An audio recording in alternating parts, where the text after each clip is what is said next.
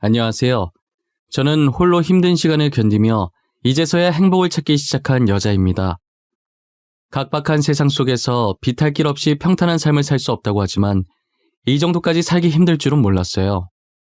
가끔 막장 드라마를 보면서 진짜 이런 일을 겪는 사람이 있을까라는 생각을 종종 했었어요.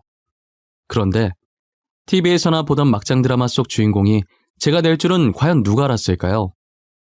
저는 몇 년 전 맷디매운 결혼 생활을 한번 맛보고 이혼 후 인생의 쓴맛을 배웠어요. 그래도 다행인 게 예전 같았으면 이혼에 대한 안 좋은 시선들이 많았겠지만 요즘은 너도 나도 이혼을 하니 이젠 이혼 정도는 흠축에도 안 끼더라고요. 덕분에 인생이 호락호락하지만은 않다는 교훈도 얻게 되고 새로운 출발도 할 수 있게 됐어요. 지금부터 어쩌다 제가 이혼을 하게 됐는지 여러분들께 들려드리려고 해요. 저는 대기업까지는 아니지만 그래도 계속 치고 올라가는 추세인 회사에 입사한 평범한 회사원이에요.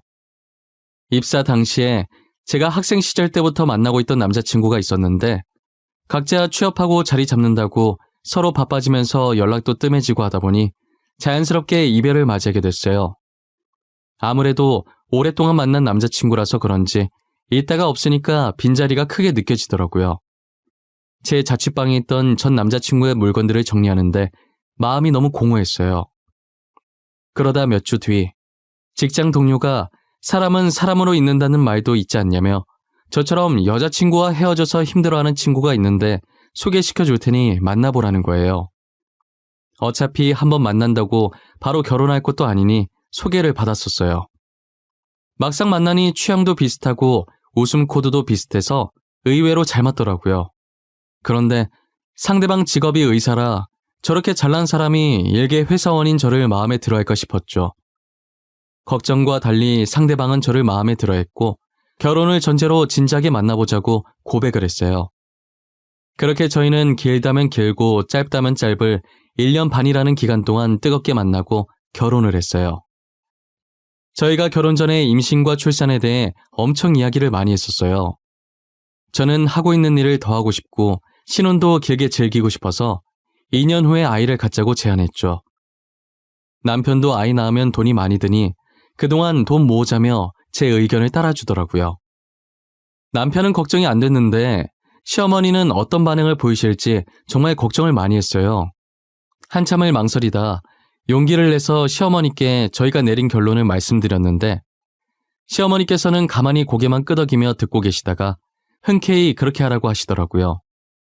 솔직히 시어머니 반응을 걱정했던 게 남편이 4대 독자였기 때문인데요. 제 친구들 중에서도 남편이 독자인 집안이 있었는데 임신 압박이 어마무시한 거예요. 제가 결혼 전부터 주변에서 그런 얘기들이 들려오니 걱정이 안 될 수가 없었죠. 다행히 시어머니께서 허락을 해주셔서 아무 걱정 없이 2년간 신혼생활을 즐길 수 있었어요. 하지만 정확히 2년 후부터는 매일매일 지옥 같은 생활들이 반복됐어요. 저희는 시어머니와 약속한 대로 2년간 신혼을 즐기고 아이를 가지려고 노력하고 있었어요. 아이를 언제 가지는 게 제일 좋을지 사주도 보고 옛날 사람 마냥 합방 날짜까지 잡았었어요. 그렇게 노력을 했지만 6개월이 지나도 임신 소식은 들리지 않았어요. 제가 계속해서 임신 소식을 들고 오지 않자 시어머니께서는 날마다 저를 찾아와 2년이면 많이 봐줬다고 빨리 아들을 낳으라고 재촉을 하시더라고요. 아이를 가지고 싶다고 해서 쉽게 가질 수 있는 게 아니니 조금만 기다려달라고 했지만 제 말은 도통 들으려고 하시질 않았어요. 남편은 4대 독자에 시간은 자꾸 흐르니 애가 타신 시어머니의 아들 타령은 갈수록 심해졌어요. 한 번은 시어머니께서 양손 가득 뭔가를 들고 저희 집에 방문을 하셨더라고요.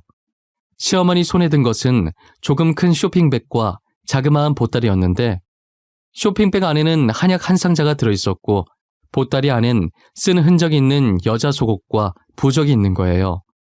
도대체 이걸로 뭐 하시려고 하나 싶어서 시어머니께 물었죠. 이게 다 뭐예요? 이거 누가 입던 속옷 아니에요? 부적은 또 왜 가지고 오셨어요? 설마 저희 집에 붙이려고 가지고 오신 건 아니죠? 맞는데? 아니 글쎄 점쟁이 말로는 이 부적이 아들 낳게 해주는 부적이라고. 이거 붙인 사람들은 죄다 아들을 낳았다지 뭐야? 아, 그러고 이건 아이 잘 들어서게 해주는 한약. 어머님, 이런 거 다 거짓말이에요. 돈 받고 팔려고 무슨 말을 못하겠어요. 부적은 그렇다 치고 같이 들어있던 속옷은 뭐예요? 여기 살짝 해진 게 누가 쓰던 것 같은데? 아, 이거 아들만 셋 낳은 여자가 썼던 속옷이야. 이거 입고 자면 아들을 낳을 수 있다더라고. 그래서 내가 어렵게 구해왔지. 다들 그 여자 속옷 가져갈 거라고 난리더라니까. 남이 쓰던 속옷을 어떻게 입어요, 어머님? 저는 절대 못 입어요. 그냥 부적 붙이고 한약 꼬박꼬박 챙겨 먹을게요. 예, 못 입는 게 어디 있어. 그냥 눈 딱 한 번 감고 입으면 되는 걸. 다른 건 몰라도 이거 입고 아들 낳은 사람 내가 확실히 봤어. 미신에 맹신하시던 시어머니는 여기저기서 주워들은 걸 제게 써먹으려고 하시더라고요. 한약은 그렇다 치는데 부적이며 아들 낳은 여자가 입었던 속옷이며 아들만 낳을 수 있다면 아들 낳은 여자의 똥도 주워올 사람이었어요.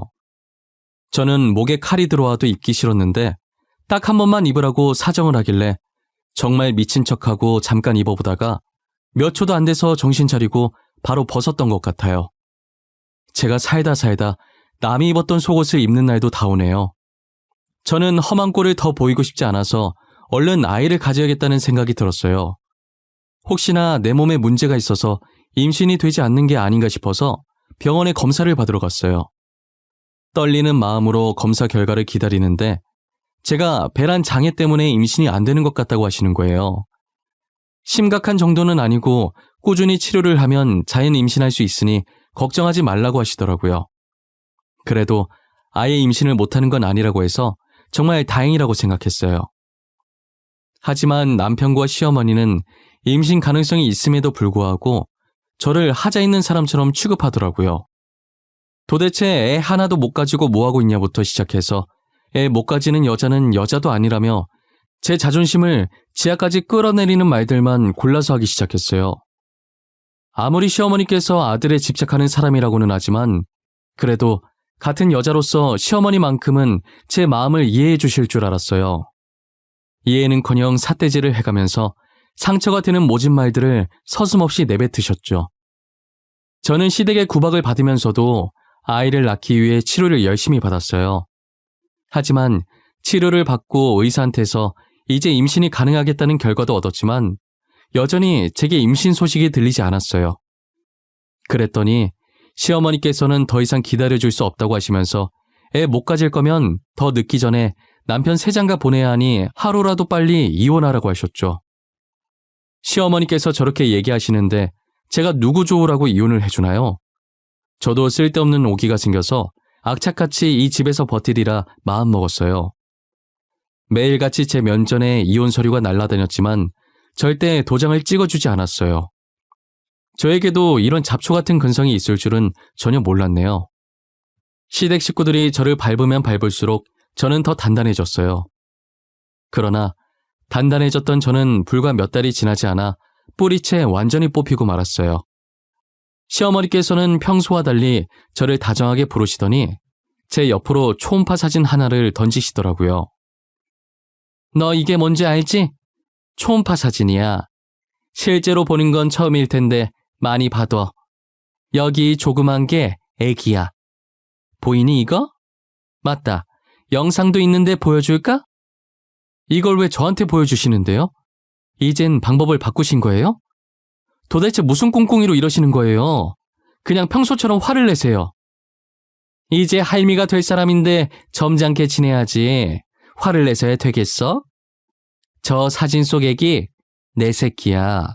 우리 손주라고. 그러니까 우리 아들 좀 이제 놔줘. 그이 애라고요? 확실한 거예요? 괜히 저 떼어내고 싶어서 수 쓰시는 거 아니고요? 예, 너는 이런 대우 받으면서도 우리 집에 붙어있고 싶니? 나 같으면 진작에 이혼했겠다. 진짜 내 손주 맞고 위자료 달라는 대로 줄 테니까 아들 발목 그만 잡고 제발 이혼 좀 해줘. 부탁이야, 응? 저는 애써 괜찮은 척 정신 부여잡고 표정 관리하면서 시어머니 말에 맞받아치긴 했지만 남편에게 상간녀가 있었다는 것도 그리고 그 여자가 임신을 했다는 것도 너무 충격이었어요. 남편과 상간녀는 의사와 환자로 만나 사랑을 키워갔더라고요. 시어머니 말을 들어보니 상간녀가 꽤나 돈이 많은 집안의 사람인 것 같았어요. 돈도 많은데 거기에 남편 아이까지 임신을 했으니 당연히 결혼을 서두르고 싶었겠죠. 그러기 위해서는 제일 먼저 제가 남편이랑 이혼을 해야 했고요. 제가 그동안 온갖 수모를 다 받으며 여기까지 어떻게 버텨왔는데 겨우 저 초음파 사진 한 장에 완전히 무너지게 되더라고요. 다른 여자가 남편의 아이까지 임신한 이상 제가 여기서 더 버티고 있을 이유는 없었어요. 결국 저는 남편에게 이혼 소송을, 상간녀에겐 상간녀 소송을 해서 위자료를 받을 수 있는 만큼 다 받아내고 그 집에서 나오게 됐어요. 하지만 저도 이대로 순순히 손 놓고 당하고만 있을 수는 없는 노릇이라 명예훼손으로 고소를 당하는 한이 있더라도 어떻게든 복수를 하리라고 마음먹었어요. 그간 구박을 받으면서 혹시나 필요할 때가 있지 않을까 싶어서 모아둔 녹음본들이 있었어요. 전 시어머니께서 제게 초음파 사진을 들이밀던 순간도 다 들어가 있었죠. 저는 의사협회 홈페이지에 들어가 익명으로 남편의 불륜 사실을 녹음본과 함께 올렸어요. 제가 올린 글은 삽시간에 조회수가 어마어마했고 남편 병원까지 이 얘기가 들어가게 됐죠. 남편 병원은 난리가 났고 결국 남편은 병원 이미지 떨어뜨린다는 이유로 잘리게 되었어요. 그리고 저는 의사협회에 더 이상 남편이 의사 생활을 못하게 블랙리스트로 추가시켜달라고 항의했죠.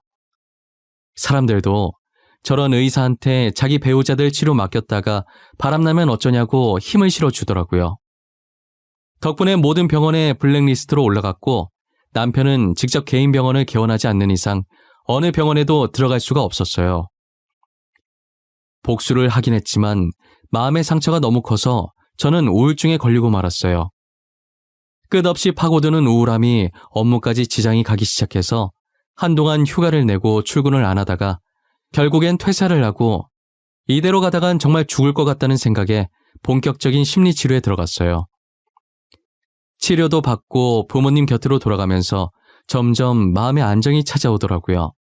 하지만 조금 더 쉬고 싶은 마음에 일을 다시 시작하지는 않고 있었어요. 저희 집안이 원래 할아버지께서 사업을 조금 크게 하셨어서 남긴 재산이 꽤 많은 편이었어요. 사업이라는 게 늘 잘 되는 것만은 아니기 때문에 저희 아버지는 사업을 좋아하지 않으셨어요. 그래서 할아버지 돌아가시고 아직 회사가 잘 나갈 때 다른 분께 비싸게 팔아 넘기셨고 아버지는 본인이 다니고 있던 회사에 계속 다니면서 매달 꼬박꼬박 월급은 받고 사셨죠. 이것 때문에 동네 사람들 사이에서 저희 집안에 대한 이야기가 많이 나왔었어요. 할아버지 회사가 잘 나가서 돈 많은 부자인 줄 알았는데 그것도 다 빚으로 내서 운영한 거고 할아버지 돌아가시고 빚 갚으려고 다른 사람한테 회사 넘겼다고 알고 보면 빈털털이라면서 씹어댔죠. 하지만 아버지는 오히려 그 헛소문이 더 많은 사람들한테 퍼져나갔으면 좋겠다고 하셨어요. 그래야 저희한테 돈 보고 접근하는 사람들이 없어진다면서요. 아버지의 바람대로 소문은 빠른 속도로 퍼졌고 저희에게 돈을 노리고 접근하는 사람들이 없었어요. 그렇게 할아버지의 숨겨진 재산들은 저희 가족들만의 비밀이 되어버렸죠. 그래서 저도 할아버지 재산의 존재를 잊고 있었는데 아버지께서 갑자기 저를 부르시더니 할아버지가 생전에 사놓으신 땅이 하나 있는데 재개발에 들어가서 땅값이 미친 듯이 올랐다는 거예요. 그 땅이 할아버지께서 제 앞으로 남겨놓은 유일한 재산이었는데 돈도 얼마 안 되는 땅이어서 얼마 전까지도 부모님께서 팔까 말까 고민했었다고 하시더라고요. 그런데 하루아침에 그 땅을 사고 싶다고 얼마를 부르든 다 맞춰서 줄 테니 팔아달라면서 연락 기다리겠다는 사람들이 많길래 알아보니 이런 상황이었던 거죠. 사람들 발길도 많아지고 있으니 거기에 건물을 하나 지으면 딱일 것 같다면서 제 명의로 지어서 1층은 제가 운영할 가게를 만들고 2층부터 4층까지는 저보고 하고 싶은 대로 하라고 하시더라고요. 제 수중에 당장 건물 올릴 비용이 없는데 이게 무슨 뚱딴지 같은 소리인가 했어요. 아빠, 내가 지금 돈이 어디 있다고 건물을 올려? 나랑 장난하자는 거야? 그냥 아무것도 하지 말고 가만히 내비둬. 아빠가 있는데 무슨 걱정이야? 내가 건물 지어줄게. 너는 그냥 돈 세고 있을 준비나 하고 있어. 이건 아빠가 주는 이혼 선물이야. 너도 이제 새 출발해야지. 우울증도 몸을 조금씩 움직여야 나. 아빠, 진짜지? 장난이었다고 모르게 없기다. 건물 지어주기로 나랑 약속한 거야? 안 그래도 치료 조금만 더 받고 슬슬 일해야겠다는 생각하고 있었어. 잘 생각했어. 일하면서 잡생각도 줄이고 그러다 보면 과거 일은 금방 잊혀져. 네가 어디가 못나서 그런 사람들 때문에 기죽어서 살아. 보란듯이 당당하게 살아야지. 아버지께서는 제게 약속하신 그대로 그 땅에 제 명의로 된 건물을 하나 지어주셨고 건물이 지어지는 동안에도 꾸준히 치료를 받으며 이전보다는 훨씬 더 좋아진 상태로 지내고 있었어요. 저는 아버지 말씀대로 건물 1층엔 가게를 운영하기 위해 잠시 비워뒀고 2층부터 4층은 원룸으로 만들어 월세를 받고 있었어요. 이젠 병원을 가지 않아도 될 만큼 정신이 말끔해져서 슬슬 가게를 열려고 생각하고 있었고 건물 상태도 확인할 겸 인테리어 구상도 좀 해볼 겸 해서 겸사겸사 건물을 찾아가 봤어요. 그런데 건물 청소하고 계시는 아주머니 뒷모습이 어딘가 되게 낯이 익더라고요. 누구였더라 기억을 되짚어보고 있는데 아주머니는 청소가 끝난 건지 걸레를 들고 일어나 청소용품을 차곡차곡 정리해서 나오고 계시더라고요. 점점 가까워지는 아주머니의 앞모습을 보니 바로 전 시어머니였어요. 전 시어머니는 저를 보고 잠시 멈칫하시더니 이내 아무렇지 않은 척 제 앞에 서시더라고요. 네가 여긴 무슨 일이냐? 설마 너 여기 사니? 원룸이라도 집값 어마어마하던데 우리가 준 위약금으로 들어간 거야? 겨우 원룸 가지고 되겠어요? 원룸 아니고 저 건물이 제 건물이에요. 그런데 제 건물을 아주머니께서 청소하고 계실 줄은 몰랐네요. 뭐? 아주머니? 나 참 어이가 없어서 내가 왜 네 아주머니야? 나 네 시애미였던 거 잊었어? 이혼한 마당에 계속 시어머니 대접을 해드릴 필요가 있나요? 건물 청소하러 오셨으면 청소만 하고 나가주시겠어요? 사람 화나게 하지 말고요. 진짜 이 건물이 네 건물인 거야? 아니, 어떻게 이게 네 건물이야? 로또라도 당첨된 건가? 뭐든 잘 됐네. 안 그래도 우리가 널 좀 찾고 있었거든. 우리 아들이랑 너랑 재결합시키려고. 제가 아주머니 아들이랑 재결합을 왜 해요? 그 집에 뭐 좋은 게 있다고 재결합을 해야 해요? 왜요? 그 여자가 낳은 아이가 아들이 아니라 딸이었어요? 그년 얘기는 하지도 마라. 요망한 년이 남의 씨 데리고 와서는 우리 집 씨라고 속인 거야. 돈 많은 것도 다 거짓말이었어. 너한테 준 위자료도 대출 써서 줬다더라. 알고 보니 상간녀가 전 남편의 아이를 임신했던 게 아니었어요. 게다가 돈 많은 집안 딸인 줄 알았는데 하루 벌어 하루 살면서 사치 부리는 여자였던 거예요. 상간녀는 전 남편과 만나면서 몰래 다른 남자들과 하룻밤을 즐기고 다녔었나 봐요. 그 많은 남자들 중 한 사람의 아이를 임신했고 아이의 친부는 가난한 집안에다 직업도 변변치 않은데 전 남편은 의사에다 어차피 연인 관계겠다 이참에 팔자나 펴보려고 전 남편 아이인 척한 거죠. 그런데 저와 이혼을 하면서 전 남편이 더 이상 의사 생활을 못하게 되자 상간녀는 이 집안에 더 있을 필요가 없다는 걸 느끼고 전 남편과 헤어졌다고 하더라고요. 그야말로 전 남편과 전 시어머니는 낙동강 오리알 신세가 되어버린 거죠. 그래도 운 좋게 전 남편이 다른 여자를 다시 만났고 이번엔 진짜 돈이 있는 집 여자였대요.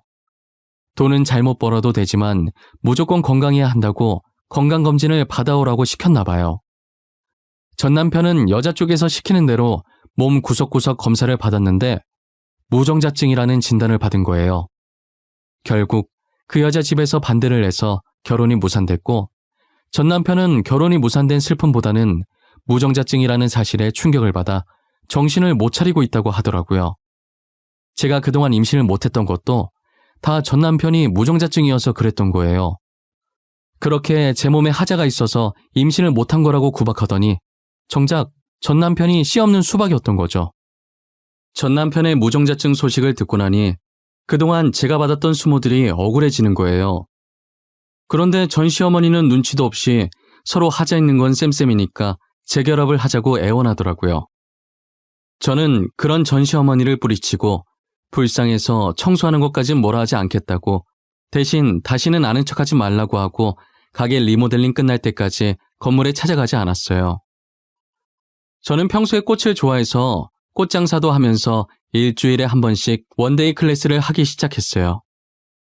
제가 오픈하기 전에 전 시어머니가 찾아올까 걱정을 엄청 많이 했었어요. 그런데 자신도 저를 잘못 건드렸다가 괜히 일자리 잃을 것 같았는지 제 눈앞에 안 나타나더라고요. 한동안은 안 보이길래 앞으로도 안 나타날 거라고 생각하고 마음 편히 일을 했어요. 3달 정도 지났을 때 전 시어머니가 저희 가게에 나타났더라고요. 제 예상대로 그동안 잘릴까봐 안 나타났는데 이제 다른 건물 청소로 바뀌어서 다시 나타난 거예요. 처음엔 말로 다시 잘해보자고 전 남편이랑 재결합해달라고 하시더라고요. 저는 단호하게 절대 재결합할 마음 하나도 없으니까 돌아가달라고 했어요. 그랬더니 갑자기 소리를 지르면서 제 뺨을 때렸다가 가게에 있던 꽃을 저한테 던졌다가 꽃 담으려고 놔뒀던 통들을 찾다가 아주 난리가 난 거예요. 어차피 가게에 CCTV가 있어서 증거 자료로 제출해서 고소하고 손해배상 청구하면 되니까 가만히 있었어요. 제가 계속 가만히 있으니까 약이 올라서 더 열받는지 자기 분을 이기지 못했어요. 그러더니 자기 옆에 있던 꽃을 뽑아서 바닥에 팽겨치고 그 통 안에 있던 물을 저한테 뿌리려고 했는지 통을 잡고 힘을 주는데 누군가에 의해서 통이 다시 바닥으로 떨어졌어요. 물이 사방으로 튀었고 통은 바닥을 나뒹굴고 있었어요. 저는 물을 맞을 준비하며 고개를 살짝 숙이고 눈을 감고 있다가 통이 떨어지는 소리에 고개를 들었죠. 전 시어머니 앞을 막아선 건 저희 가게 단골 손님인 아주머니 한 분과 젊은 남자분이셨어요. 이 아줌마가 진짜 미쳤나. 지금 남의 귀한 집 딸한테 이게 뭐하는 짓이에요? 요즘 시대에 남의 영업장에 와서 무식하게 누가 이런 짓을 한답니까? 네?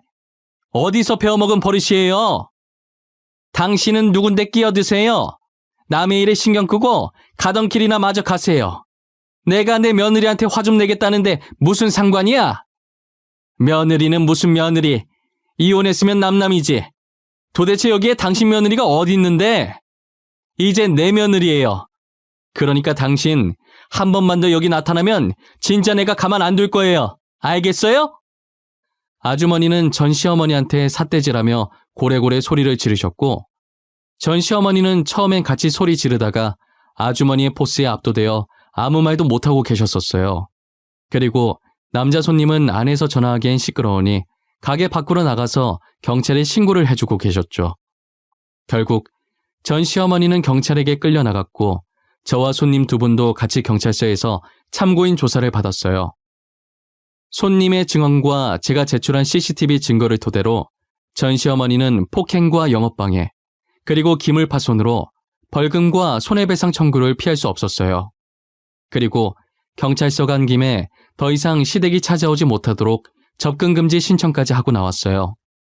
접근금지 신청 때문에 저보다 먼저 나간 손님 2분은 제가 나올 때까지 밖에서 기다리고 계시다가 제가 나오자 한달음에 달려와서는 많이 놀랬겠다고 걱정해 주시더라고요. 저를 도와준 아주머니와 젊은 남자 손님은 모자지간으로 정말 사이가 좋으셨어요. 저희 가게에 일주일에 3-4번은 오시는데 가만히 보고 있으면 저도 괜시리 웃음이 나는 가족이었죠. 원데이 클래스도 들으러 오시고 꽃도 사러 오시고 아주머니께서는 가끔 제 일도 도와주시곤 하셨어요. 부모님만큼이나 편한 분이 있냐고 물으면 바로 아주머니라고 답할 수 있을 만큼 제게 너무 잘해주셨죠. 제 일을 도와주면서 이런저런 얘기를 하다가 제가 이혼했다는 사실도 밝히게 됐고 아주머니께서도 남편과 사별을 했다는 사실을 알게 되었죠. 요즘은 이혼 흠도 아니라고 얘기 들어보니까 제 잘못 하나도 없으니 당당하게 살라고 조언도 해주셨어요. 아주머니는 저의 이런 추한 과거 얘기도 서스럼 없이 꺼낼 수 있는 편한 분이셨어요. 걱정 가득한 눈빛으로 제 손을 꼭 잡아주시는데 마음만큼이나 손도 참 따뜻하셨죠. 그러다 문득 가게에서 아주머니께서 전 시어머니한테 하신 말씀이 생각나는 거예요. 자신의 며느리라고 하신 게 단지 저를 구해주시려고 한 말 같은데 괜히 무슨 뜻인지 궁금해지더라고요. 그래서 셋이서 나란히 경찰서에서 가게로 돌아오는 길에 살짝 물어봤어요. 제가 계속 괜찮다고 했는데 굳이 가게를 치워주겠다고 하셔서 같이 가던 길이었거든요. 저 아주머니, 혹시 아까 하신 말 무슨 뜻이었어요? 제가 아주머니 며느리라는 말이요. 저 구하시려고 다시는 나타나지 말라고 일부러 하신 말이죠? 그런 것도 있고 지은 씨가 진짜 우리 며느리 했으면 좋겠다는 마음도 있고 나 지은 씨 되게 좋아하거든. 어른들한테 싹싹하고 일도 꼼꼼하게 잘하고. 갑자기 고백 같은 거 받으니까 기분이 이상하네요. 저도 아주머니 좋아해요. 엄마같이 친근하고 편하고 따뜻한 분이시라 너무 좋아요. 괜찮으면 우리 아들 녀석 한번 안 만나볼래요? 애가 좀 답답해서 그렇지 심성은 착해. 사실 저 녀석 꽃에 관심 하나도 없어. 안 온다고 난리치다가 지은 씨 보고 반해서 오는 거야. 아이, 엄마. 그렇게 멋없이 말하면 어떡해. 내가 나중에 고백하려고 했단 말이야. 엄마 때문에 다 망쳤어. 이제 쪽팔려서 지은 씨 어떻게 보냐고. 자식아, 내가 오죽 답답하면 그랬겠냐? 사내답게 그냥 밥 한 끼 하자고 하면 될 걸 뭘 그렇게 꾸물거려. 그러다가 다른 잘난 남자한테 뺏기면 어쩌려고. 알고 보니 두 분은 저를 아내와 며느리감으로 마음에 들어서 저희 가게에 자주 오셨던 거였어요. 남자 손님이 저랑 안면 트고 친해진 뒤에 부담되지 않게 천천히 고백을 하려고 했는데 지켜보던 아주머니께서 답답한 나머지 먼저 말해버리신 거죠. 저는 어떻게 고백하든 두 분이 정말 좋으신 분이란 걸 알기 때문에 아무 상관이 없었어요. 저희는 아주머니 덕분에 얼떨결에 연애를 시작하게 됐죠. 그리고 현재 연애 6개월 만에 사랑의 결실을 맺게 되어 배가 더 불러오기 전에 결혼을 해야 할 것 같아서 저희는 초고속으로 결혼 날짜를 잡고 지금 이것저것 준비하느라 바쁜 하루를 보내고 있네요. 정말 하늘에서 정해놓은 짝이 따로 있는 것 같아요. 비록 6개월이라는 짧은 연애 기간이었지만 서로에 대해 많은 것을 알게 됐고 이렇게 아이까지 얻게 되니 이보다 더 행복할 수는 없는 것 같아요. 아이 못 가져서 구박받던 지난 날들을 싹 잊게 해주는 것 같아요. 이제 저도 좋은 인연들을 만나 새 출발을 준비하고 있으니 힘들었던 과거는 전부 지워버리고 새로운 가족들을 위해 지금 현재를 충실히 살아가 보려고 합니다. 여러분들은 저처럼 미련하게 5기로라도 버티고 있지 마시고 잘못된 인연은 빠르게 끊어버리세요. 주위를 둘러보면 더 좋은 사람들이 많은데 굳이 그런 사람들 때문에 상처받을 필요는 없잖아요. 그리고 이혼했다고 절대 나쁜 거 아니니까 고민하지 마시고 아니라고 생각될 때 바로 이혼하세요. 못 볼 꼴 더 보이기 전에 이혼하시는 게 서로한테 더 좋습니다. 세상에 반이 남자고 여자인데 제가 받은 상처 감싸줄 사람 한 명 없을까요? 똥차 가고 벤츠 온다는 말이 있듯이 저처럼 전 남편 같은 똥차 가고 현재 남편 같은 벤츠 올 수 있어요. 그러니 이혼녀 이혼남이라고 낙인 찍히는 것에 두려움을 가지지 않으셨으면 좋겠습니다. 저의 긴 이야기는 여기까지입니다. 지금까지 제 이야기 들어주신 모든 분들께 감사하고 늘 행복하셨으면 좋겠어요. 상처받지 않고 사랑만 받으며 살아가시길 바랄게요.